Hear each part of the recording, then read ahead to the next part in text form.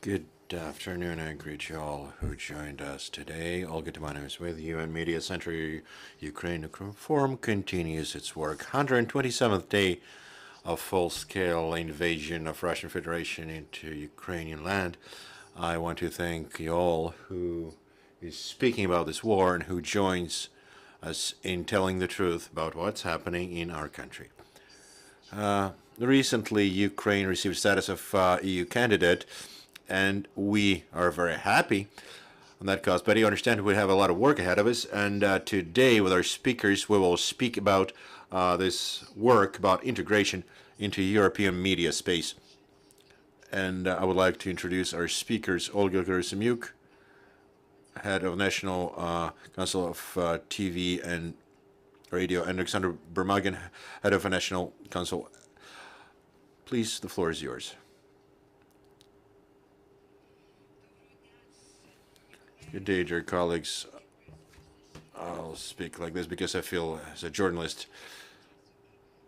And I want to thank you for this opportunity to see you today offline and to tell you once more, face to face, that National Council constantly speaks that we today we bow to each who works in our profession today on the informational front and fights on the informational front and resists Russian propaganda on the informational front. This is extremely important. And the world knows about it. And European colleagues that I spoke to about this, they also asked to thank you. And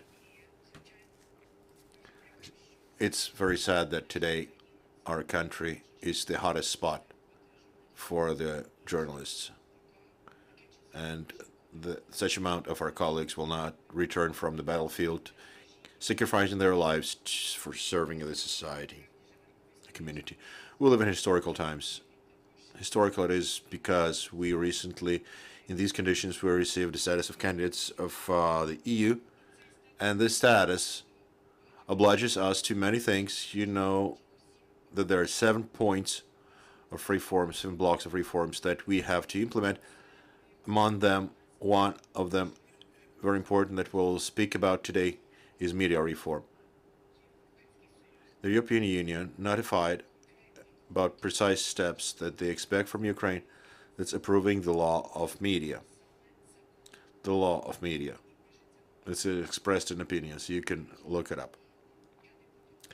I will not emphasize that you all know that we all live in obsolete media legislation that was approved in the beginning of our independence that absolutely does not provide any resistance to, because it was calculated for peace times when we had not aggressor next to us, but so-called brother or sister, so-called. Now, those definitions are not contemporary, of course, but let's go through what we face, what is in front of us. Had a lot of work about the work.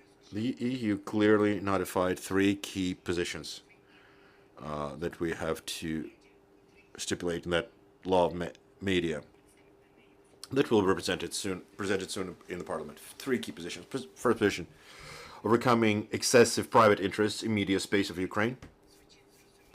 Clear. Second, implementation Ukrainian legislation clauses of the European directive about audiovisual media services. And third is enforcing the role of national regulator, meaning National Council of Ukraine, that regulates media space. What's important to say?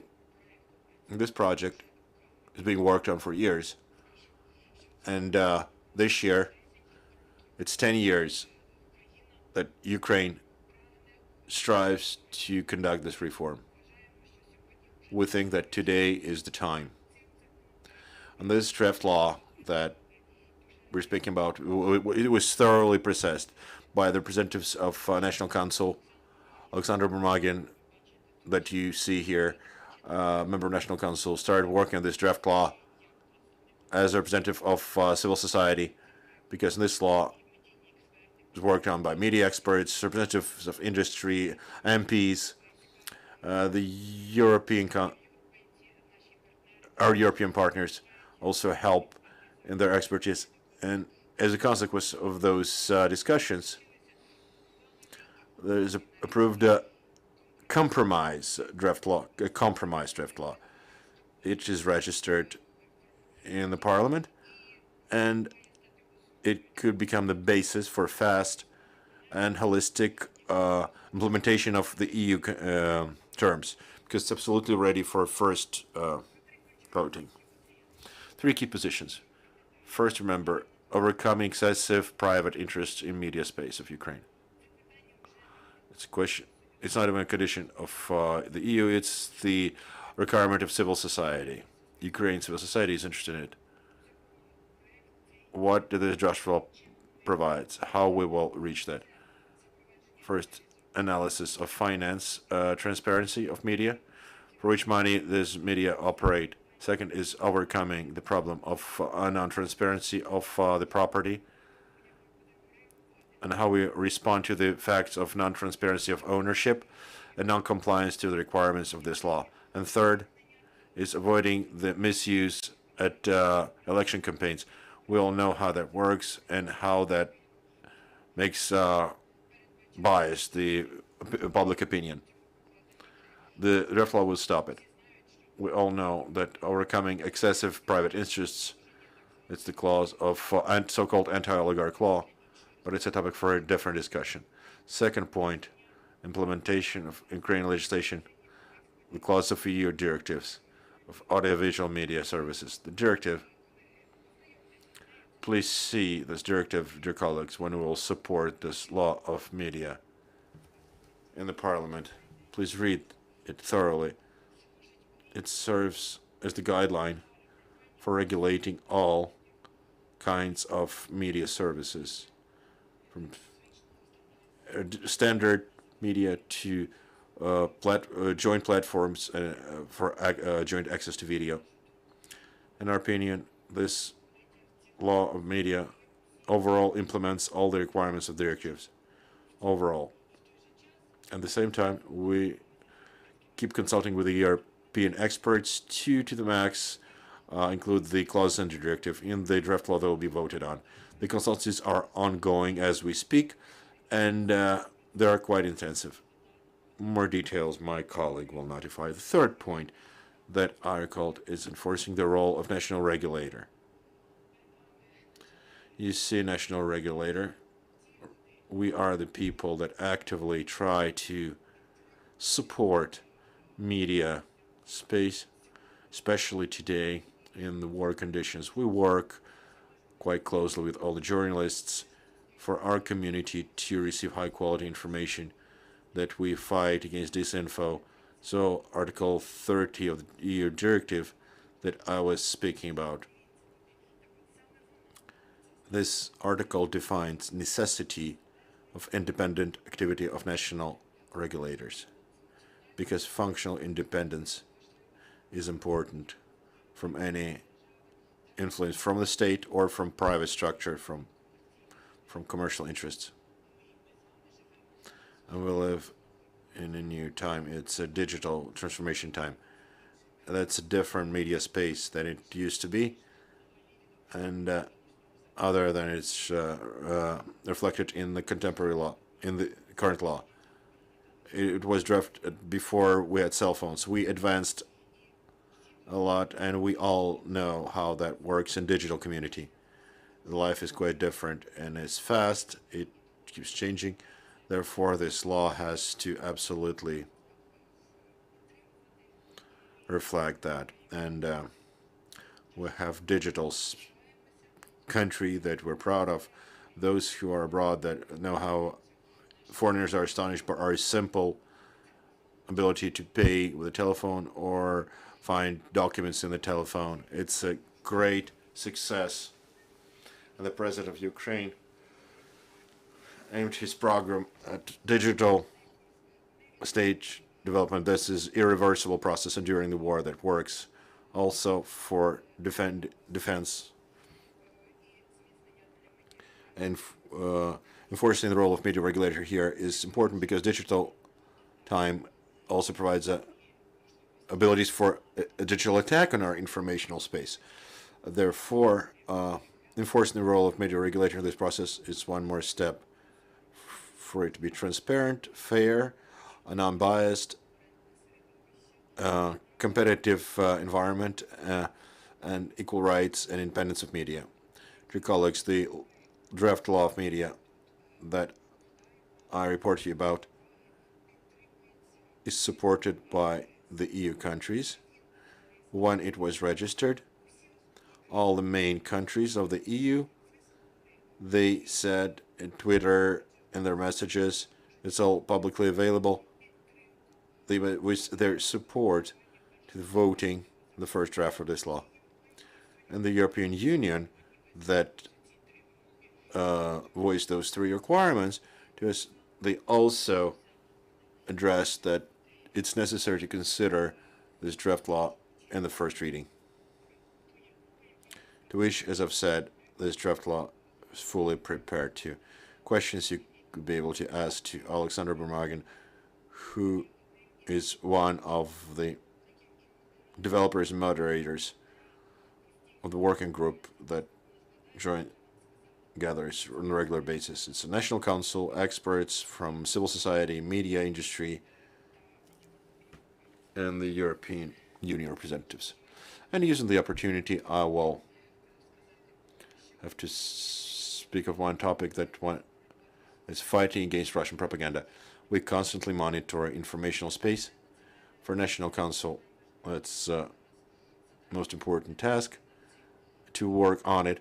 And we practically fulfill the task of informational shield. And recently, full-scale aggression. As soon as full-scale aggression started, National Council addressed the European Union on 26th to all colleagues in all the European countries. We're calling them to block Russian TV channels, to block Russian propaganda. And over 30 countries replied to our request, and we continue this work because we cannot stop there. When we received first sanction package in which 2 channels, Sputnik and Russia Today, were blocked, Russians attempted to find loopholes, because in each European country there was their own Russian Today Germany, Russian Today other countries, and they were trying to find loopholes. However, the current package that we actively work on, all the country and national regulator also, they included 3 more Russian propagandist channels, and Belarusian as well.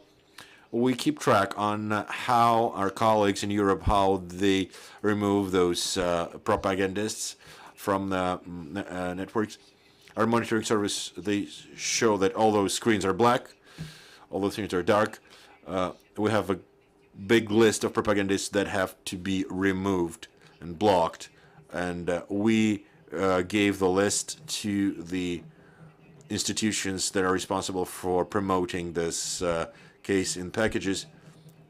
Those channels were blocked and sanctioned for a long time in Ukraine by us. They're blocked in media. So this work is a daily work because they always try to find another way to enter media space, those propagandists. It's very important, and we want to continue exchanging information with regulators. We record all the Russians wherever they are. When we transfer to the institutions that would react to it, we give it to the European colleagues so they see that Russians don't only bombard us with their efforts, they threaten Europe as well. It's very important for Europe. So, dear colleagues, practically what I was briefly reporting to you about, and we'll disseminate the main thesis that we wanted to convey to you. It's reflected in this draft law of media that as soon as possible has to be voted on in the Parliament. We're working with the European colleagues here, with the EU, with the Office of in the Chamber of Ministers, the Office of Ms. Stefanishina, with the MPs, with civil society. On this is our obligation, so it's implemented as soon as possible, because we're all convinced, I think, as we are, that solidity and sustainability of candidacy depends on it as well. Otherwise, as you understand, we could have problems. But in this issue, we are moving forward. Thank you. Please tell us, in this media draft law, do you have a feeling that there's enough political will to pass it? What are the optimistic perspective? Will we pass it until the end of the year? I would like to propose also that Mr. Oleksandr would answer to those questions, because he's thoroughly working on this draft law.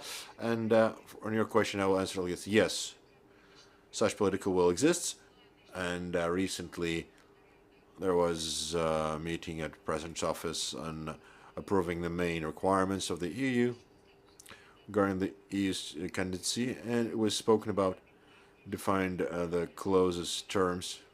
Such political will as from authors, the MPs, and the industry as well, because working actively, this group that is moderated by Oleksandr, such political will we have, but firstly, is the requirement of civil society. All those are defenders that, while we discuss this and we're trying to enforce the rear, those defenders, they expect from us that this rear will be defended well. And this law gives informational front. It's an informational war that is conducted for a long time. It started a long time before the full-scale invasion. It's always like this. So we were a bit... Nobody expected that our neighbor will be that barbarian. And our discussions, they lagged. Today, we don't see those who actively tried to stop this media law. They're particularly gone. Some of them disappeared and they're abroad because they worked actively from within via request of our enemy that wanted to attack us. And I'll speak the general opinion that this political will exists. Thank you. Senator, can you add something? Dear colleagues, see if there are questions more precise. Dear colleagues.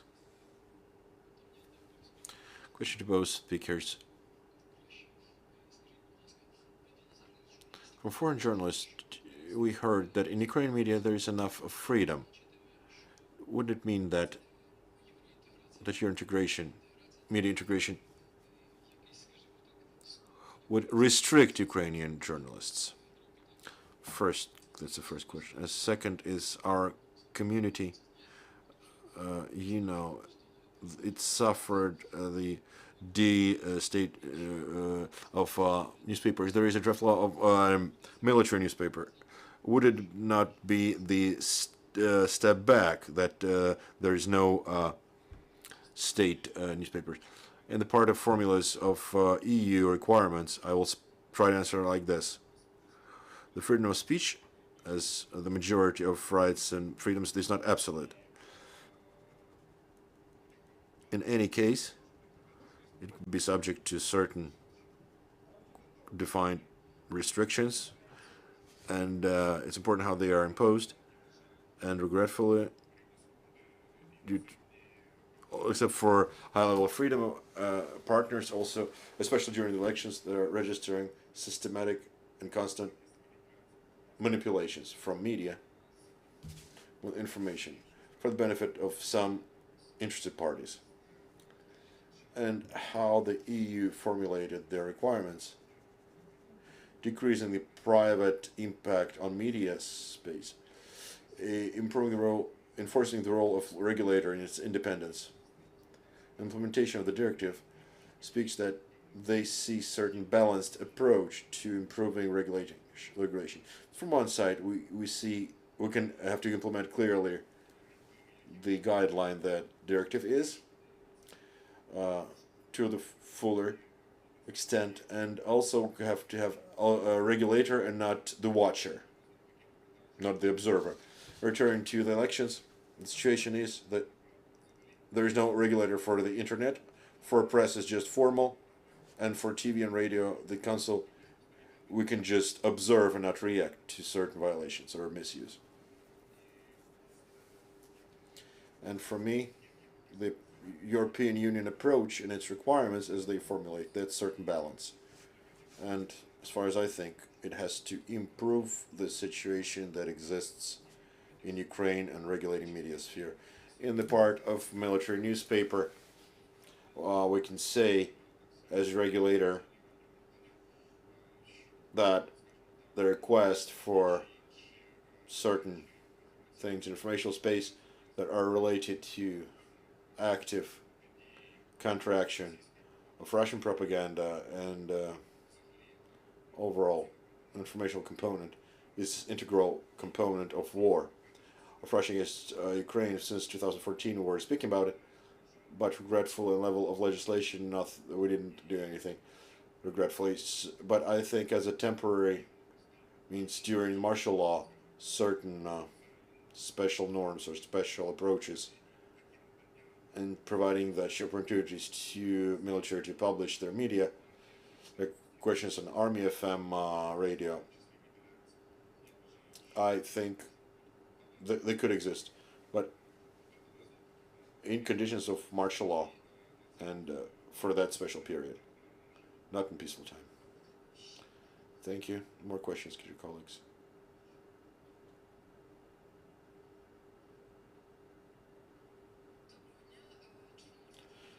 Radio company, Tarakamberova. It's more of a theoretical strategic question. We all believe in our victory and fast return, we hope, of recently occupied territories in Crimea. Do we have to account? Do we keep track on what Russians are taking from us? Not only post physical, material losses and necessity to renew the media on those territories. There are problems in Lugansk and Donetsk region. The resources destroyed in Severodonetsk. There was was airing to the south of broadcasting to the south of Ukraine. Then on top of your integration, we will be creating a strategy on broadcasting, on mental return of our people there. I can start. We keep a close eye on the situation, on occupation of certain frequencies and collaborationism that exists from media on the occupied territories. Also, National Council on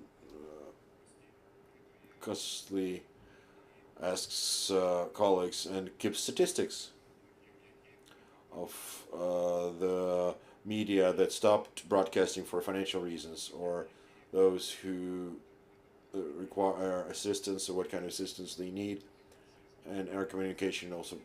Right, so we have this, so to speak, map of broadcasting, of media, of problems for media in Ukraine related to military aggression of Russian Federation. Therefore, we clearly understand what problems exist where, and what situation is right now. It's very dynamic and it changes every day.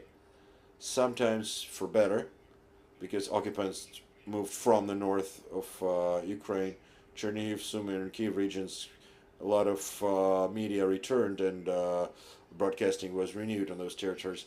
As in the consequent second part, we hope that there will be systematic approach to renewing broadcasting and to support of media in Ukraine after our victory, because we create a council of renewal of Ukraine, and one of the components of operation of this council, we as regulator were participating in that, in operation of a subcommittee that was working under Ministry of Culture and Informational Policy, and this subgroup was involved with issues on what is our status right now, what is in the closest future, what we'll have to do immediately after victory at first 10 years to renew the market, to renew the broadcasting, to renew or to use certain leader positions that Ukraine received in the path-paced war in regional and world scale for broadcasting our agenda on European and world level also. And as far as I know, this work of the subgroup will be defended on the top level, on the level of Chamber of Ministers next week, and there are precise figures there, and one of the key moments is physically destroyed infrastructure, property of media, and other problems that require funds, and it was partially with the nationalization of media or just of industry, it was calculated. Thank you. More questions? Wanted to add something? Directly, my colleagues said everything, and we made a survey. National Council spread a questionnaire among media of Ukraine, and today we have roughly about more than 500 replies from our media that we question, we ask who has what problems during the war, what is necessary. We cooperate with the Chamber of Ministers that expects proposals from us. We analyze them, roughly 700 of media. We disseminated the questionnaire among them, and we expect till the end of the week to receive the full picture. And having analyzed that, we'll work on the support program. We'll also work with international partners and some foreign institutions. Recently had direct contact with UNESCO, with their management of the department that already signed memorandums with UNESCO to support media. Firstly, we will care for regional media because it requires that support. There are examples of collaboration that Oleksandr said, but we're happy that at the times when somebody refuses from licenses, there are examples when, on the contrary, our colleagues that before the war received licenses from them, they notify us that they start broadcasting. It's our informational offense. And we hear questions from territories that are most vulnerable. Chernihiv region, we knew what happened there. And our colleagues start broadcasting there. Before the war, National Council, just before the war, we were in Chernihiv region where all the medias gathered, and we were speaking what could happen and what we should prepare to. And we visited Donetsk region. All the media of Donetsk were there. And I also want to say that Donetsk media, there were astonishing examples of resistance they demonstrate. And recently, we awarded our colleagues with awards of National Council for their courage. There are representatives of Lugansk media, of Donetsk media. We were happy to give awards to the head rabbi of Ukraine, who, when we're looking how to support in Sumy, just completely destroyed infrastructure of regional broadcasters. He, with his expense, helped the broadcasters. And we were happy to thank Rabbi for his prayers for Ukraine together with all of us and for all this help. That's just one, two examples, but there are many examples. Also, we're writing. Please look at our website of the National Council. There is a page called Media Heart of Ukraine. We write about our colleagues and from regions, and we speak of their stories, and they deserve a good documentary. That's the least we can do to support them. Just look at the examples of heroism and courage that they demonstrate. Regretfully, many of those who we saw in Chernihiv and Donetsk, not many, luckily, but some of them will not meet again, and we'll remember those faces, yes. Thank you. Thank you for joining us. Olga Herasimyuk was with us, head of National Council of Ukraine on issues of TV and radio broadcasting. Oleksandr Burmahin, member of the National Council. Dear colleagues, I will remind you that at 2:30 there will be next briefing where we'll speak about situation on the front line. Thank you. Please stay with us. Вам щиро дякую. Ще раз хочемо сказати, що це була наша перша зустріч із журналістами ось так. І це надзвичайно